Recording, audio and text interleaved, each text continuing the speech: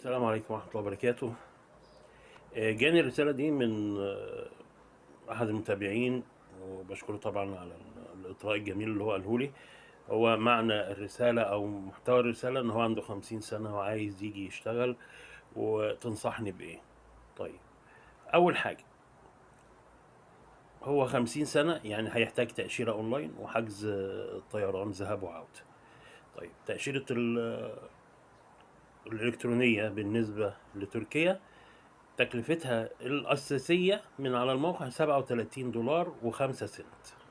فهنقول مكتب هيعملها له مثلا بحوالي 2000، بحوالي 2500 جنيه، يعني في حوالي يعني $50 $40، يعني من 2000 2200، يعني ايا كان، يعني هنقول متوسط 2000 جنيه لو حد في الحنين. يعني تذاكر الطيران حسب الموسم وحسب شركة الطيران وحسب الإمكانيات اللي فيها، فهنقول متوسط التذاكر وليكن 10,000، ادي 10، قول حوالي 13 14,000 جنيه مصري.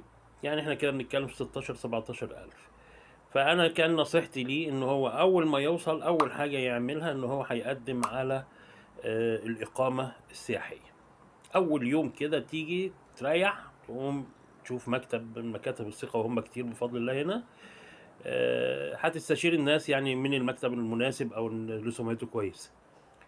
هتتكلف مثلا من 400 ل $500، أنا مش متأكد بالظبط، بس علشان يبقى حتى لو بزيادة يبقى إيه عامل حسابه في الفلوس. يبقى مبدئيا هيبقى عامل حسابه في حوالي 16,000 17,000 اللي هي التأشيرة والتذاكر، و$500 من 400 ل $500 اللي هي الإقامة. وهيعوز برضه حوالي $500 يكونوا في جيبه عشان موضوع السكن والأكل والشرب على ما يلاقي شغل. مش معنى ان انت قدمت على الإقامة ان انت تقعد تنتظرها، لا، في الفترة ديت خلاص انت بتبقى معاك ورقة ان انت مقدم رسمي، فبتنزل تدور على الشغل. والنصيحة بقول لك ابعد عن سمسرة الشغل. يعني ما حدش يقول لك انا هجيب لك شغل مقابل هاخد منك مثلا $100 او $50 او والشغل سهل والشغل بسيط والكلام اللي احنا بنسمعه ده كله.